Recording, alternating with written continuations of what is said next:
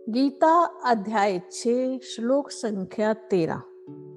अब क्या कहते हैं, उस आसन पर देखो, मन को कागर करना है तो बैठना कैसे है वो भी एक एक चीज बता रहे हैं तुम्हें। क्या कहते हैं, समम काय शिरो ग्रीवम, 3 चीजें हैं। तीनों चीजों को सम अवस्था में रखना है। एक तो अपने शरीर को सीधा रखना है, काया होती है शरीर है। फिर क्या रखना है, सिर को, सिर होता है सिर, और फिर है गर्दन। ये तीनों जो है सम अवस्था में होने चाहिए। गर्दन भी तुम्हारी सीधी होनी चाहिए और सिर भी एकदम सीधा होना चाहिए और शरीर भी एकदम सीधा होना चाहिए उस आसन पर जिस पर आप बैठकर अभ्यास कर रहे हो। धार्य न अचलम, ऐसी धारणा करनी है कि तुम्हारा जो है अचल होकर, बिल्कुल हिले जुले नहीं, स्थिर हो जावे। देखो वास्तव में हम क्या करते हैं, हमारे को इतनी आदत पड़ी हुई है ऐसे ऐसे करने की। हम 1 मिनट भी कोई के ना मौन होकर किसी के लिए रख लो, 1 मिनट का मौन भी हमारे से नहीं रखा जाता। कभी हम इधर घूमते हैं, मौन मैंने सारा शरीर भी। शरीर को साधना कोई बहुत आसान कार्य नहीं। हम अगर स्थूल शरीर को नहीं साध सकते, देखो स्थूल शरीर है अभी तो, जिसको हम अपने नियंत्रण में रख सकते हैं स्थूल शरीर को, परंतु अभ्यास के कारण वो हमारे नियंत्रण में नहीं आता, क्योंकि अभ्यास है इसको इधर उधर डोलने का। जब हमारे मन में स्थूल शरीर ही हमारे से काबू नहीं होता तो अंदर की जो सूक्ष्म है, अंतःकरण है, वो कैसे काबू कर सकते हैं? वो तो बड़ा ही सूक्ष्म है। मन बुद्धि अहंकार चित्त, ये तो और भी सूक्ष्म है। जब शरीर ही स्थिर नहीं रख पाते हम, तो अंतःकरण को स्थिर कैसे करेंगे? प्रश्न उठता है ना ये एक। तो फिर कहते हैं, ये तुमने तीनों चीजें सही कर ली, मान लो अभ्यास से तुमने ये तीनों चीजें ऐसे सीधे होकर बैठ भी गए। रीढ़ की हड्डी जो होती है, कहते हैं वो सीधी होनी चाहिए। सुषुम्ना है जो मूलाधार में माँ शक्ति है, वो अपने पिता परमात्मा सहस्त्र अपने पति से मिलने के लिए, जो हमारे परमात्मा हैं उनसे मिलने के लिए बड़ी उतावली होती है, परंतु बीच में हम टेढ़े मेढ़े होते रहते हैं तो वो भी बेचारी फिर टेढ़ी मेढ़ी होती है। अगर रास्ता सीधा पकड़े तो जल्दी पहुंच जाते हैं ना, अगर टेढ़े मेढ़े से जाएंगे तो टाइम ज्यादा लग जाता है ना। ऐसे उन्होंने कहा, अगर आपकी रीढ़ की हड्डी बिल्कुल सीधी और मूलाधार से लेकर सहस्त्र ऊपर तक पहुंचने के लिए तो तुम्हें बड़ी आसानी हो जाएगी। यानी आप ऐसा बैठेंगे तो आपका ध्यान बड़ी जल्दी लगना शुरू हो जाएगा। ये तो आपने शरीर को साधा। अब कहते हैं जो ये इंद्रियां है ना, ये भी बड़ा तंग करती हैं। तंग बहुत कुछ करता है यहाँ पे।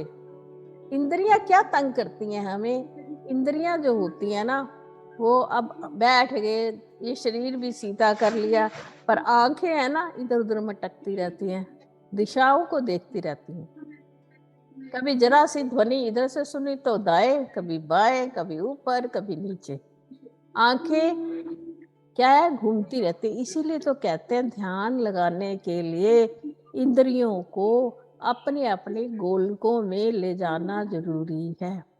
यानी आंख के अंदर भी एक आंख है, उसको आंख को उसके अंदर ले जाओ। कान के अंदर जो कान है, जिसमें श्रवण शक्ति होती है, जिसमें देखने की शक्ति है आंख में, इसी प्रकार जुबान में बोलने की शक्ति है, सुनने, जितनी भी इंद्रियों के विषय हैं, इनको अपने गोलकों में अगर हम ले जाएंगे तो हमारे को अंतर ध्वनि सुनाई देगी।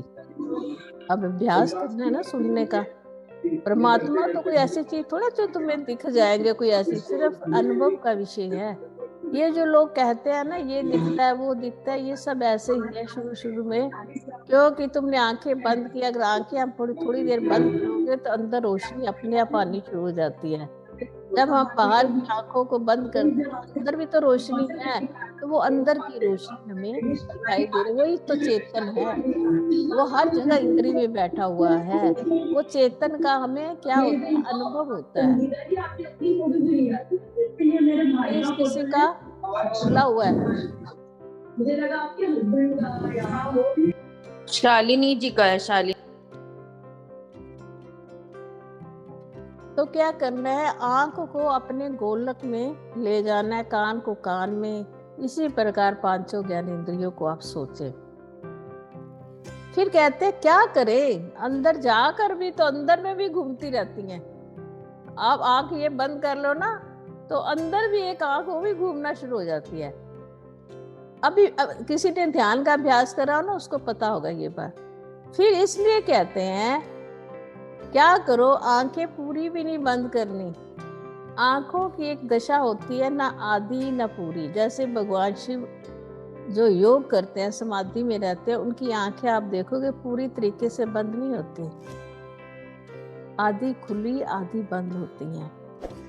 वो जो अवस्था होती है ना, फिर उन्होंने कहा इसलिए कि तुम्हारी आंखें दिशाओं में ना जाए, किसी भी दिशा में ना घूमे, तो क्या करे, नासिका के अग्रभाग पर अपनी अंतर्दृष्टि को टिकाए, बाहर नहीं, अंतर्दृष्टि को। जब अंदर की दृष्टि नासिका के अग्र पर रहेगी तो सीधी रहेगी ना।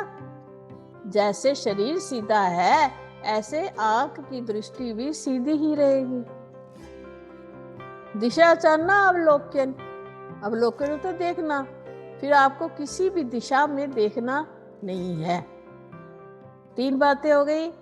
पवित्र स्थान पर आसन लगाइए, उसके पश्चात आसन लगाकर सिर और सीधा रखिए, गर्दन सीधी रखिए, और अंतःकरण को शुद्ध करने के लिए क्या करें, आंखों को बिल्कुल नासिका के अग्रभाग पर ले जाइए और किसी भी दिशा को मत देखिए। अपने मन में कोई विचार मत लाइए, इंद्रियों की क्रियाओं को छोड़ दीजिए, उनके विषयों को त्याग दीजिए, मन को एकाग्र कीजिए। आत्मा की शुद्धि के लिए, आत्मा की शुद्धि से अभिप्राय है अपना लक्ष्य परमात्मा का चिंतन कीजिए और संसारिक चिंतन का त्याग कीजिए। इस प्रकार आसन पर बैठकर प्रतिदिन अभ्यास कीजिए ध्यान लगाने का। हरि ओम तत्सत।